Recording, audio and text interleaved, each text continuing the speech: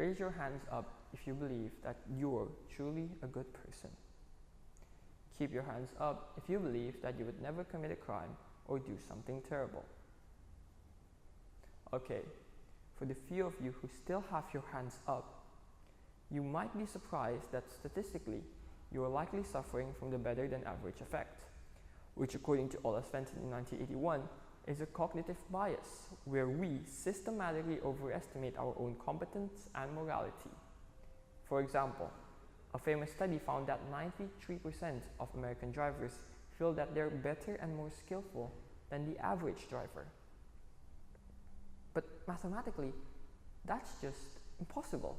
We can't all be better than average.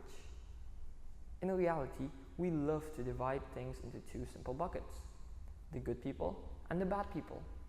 We think justice as simple physics. Good actions equal good results and bad actions equal bad results.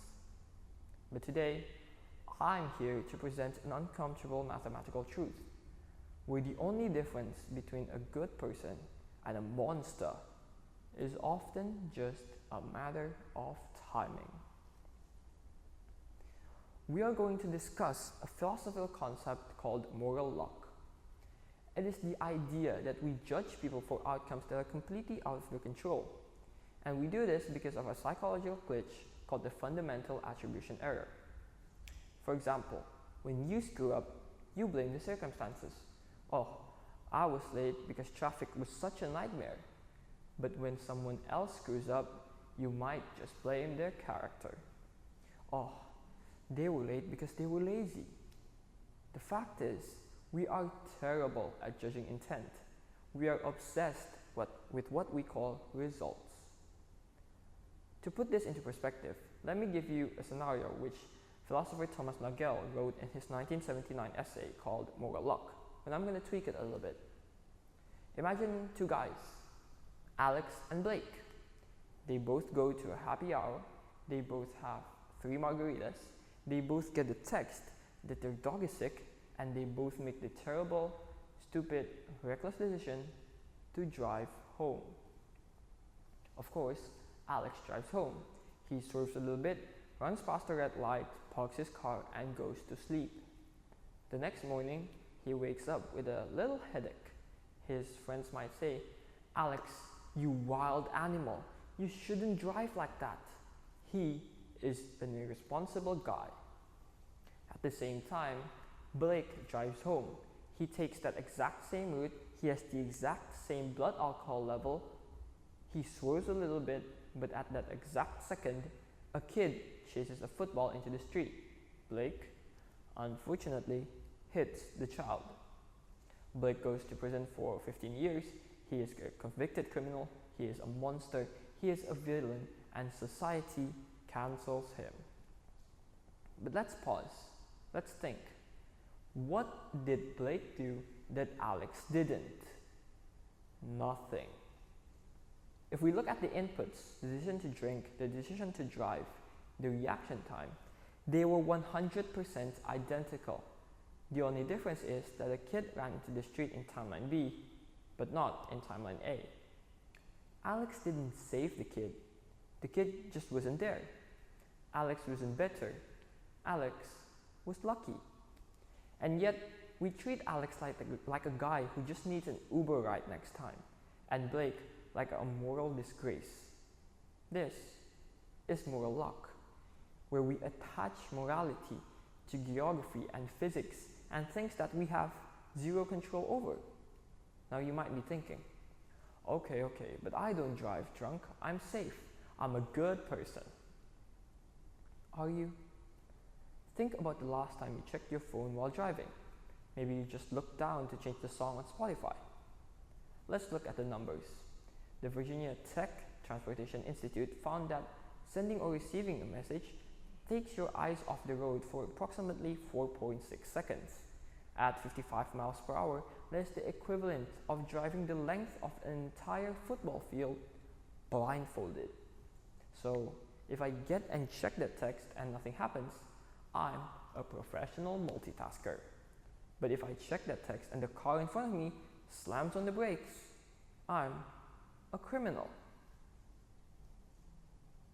So isn't that a problem? Because the action is completely the same. The moral judgment depends entirely on the roll of a cosmic dice. This is terrifying, right? It implies that our goodness is fragile. But this isn't meant to depress you or discourage you. This is meant to introduce you to a concept that we like to call radical humility. Radical humility is the understanding that you are not necessarily a good person. You're just a person with good circumstances. We see this in success too. We love to praise billionaires for their vision, for their goals. But if you look at the data and numbers, for every billionaire who took a massive risk and won, there are still thousands of entrepreneurs who took that exact same risk and method but lost. One is considered a genius and the others as failures. So the point is, we need to stop confusing good luck with good character. So what do we do with this? Do we let just everyone off the hook? Do we say, hey, I'm sorry you robbed that bank, you were just unlucky? No. Accountability is still evident, it's still real, but we change how we personally judge. First, we must judge the intent, not the result. If your friend drives drunk but gets home safe, you should be as angry at them as if they crashed. Don't wait the tragedy to police their behavior. Secondly, we practice empathy. When you see someone who has made a catastrophic mistake, before you demonize them, pause. Ask yourself, under slightly different circumstances, if I was tired, if I was stressed, if my phone buzzed at the wrong second, could that be me? The point is, there's an old saying that there, but for the grace of God, go I.